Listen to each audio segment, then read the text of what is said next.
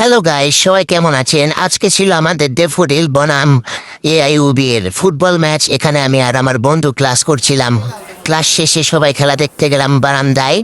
এরপর খেলা চলছে তুমুল গতিতে।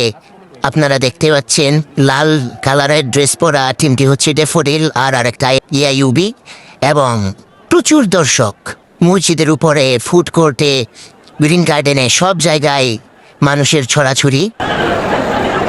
সুন্দর একটা খেলা চলছিল। এরপর ডেফোডিল সামনে আগিয়ে গেল, ট্রাইব্রেকার চলছিল, 0-0 গোল।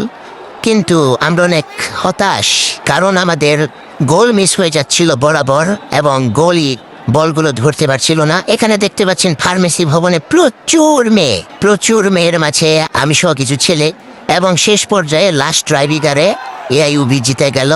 সুন্দর একটা শট, এবং আমরা